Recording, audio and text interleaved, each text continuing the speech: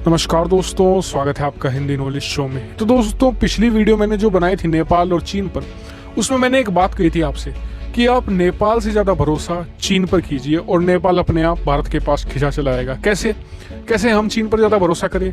भरोसा इस सेंस में कि वो कभी भी धोखा देने से बाज नहीं आएगा, वो 100% धोखा देगा। और यही उसने करना शुरू कर दिया है नेपाल के साथ में। और गजब की बात तो यह है कि नेपाल की सरकार अलाउ कर रही है इस चीज़ को और नेपाली लोगों को इसके बारे में कुछ भी पता नहीं है। वो सोच रहे हैं कि ये इंडियन मीडिया फैला रही है, लेकिन जो ग्राउंड पर हो रहा है वो सबके सामने, लेकिन नेपाली लोग इसे एक्सेप्ट नहीं कर पा रहे। ये मुझे नहीं पता क्यों, लेकिन मैं आपको पूरी डिटेल से इस वीडियो में बताने वाला हूँ। तो दोस्तों, चलिए इस वीडियो को शुरू कर लेते हैं। लेकिन उससे पहले मेरी आपसे रिक्वेस्ट, अगर आप इस चैनल पर पहली बार आए हैं, चैनल को सब्सक्राइब नहीं किया तो चैनल को सब्सक्राइब जरूर कर लिए, ऐसी बहुत सारी डिफेंस, फॉरेन पॉलिसी और फाइनेंस रिलेटेड वीडियो के लिए। तो दोस्तों, हुआ क्या है कि चाइना ने एक गाँव था नेपाल का, रुई, उसे ऑक्यूपाई कर लिया है। और ना सिर्फ ऑक्यूपाई मतलब कि उसे कब्जे में ले लिया है, बल्कि उसे अपने तिब्बत प्रोविंस से मर्ज कर दिया, यानी कि उसे इंटीग्रल पार्ट बना लिया है चीन का। और नेपाली लोगों को पहली बात तो कुछ को तो पता नहीं, और जिन्हें पता है वो इस बात को इग्नोर कर रहे हैं अपनी सरकार की वजह से, क्योंकि उनकी सरकार भी इस चीज़ को मानने को तैयार नहीं है।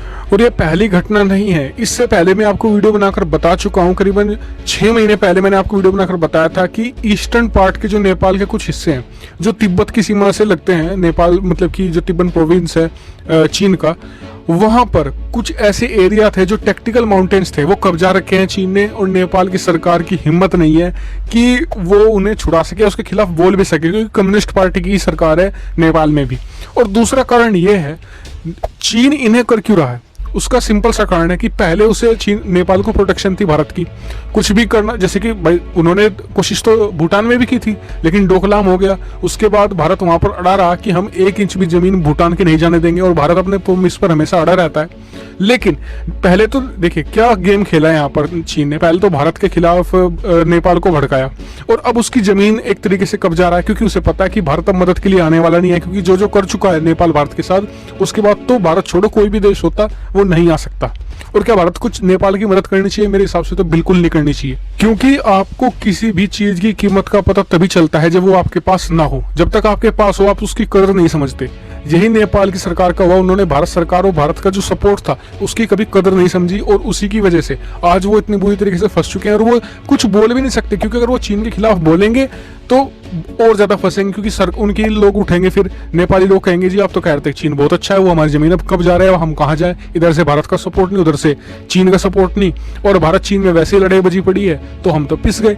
तो नेपाली सरकार अब चुप्पी साधे बैठी है इस मामले पर। और इसके मामले में और भी बहुत सारे ऐसे, ये एक गाँव नहीं है, ऐसे बहुत सारे हैं।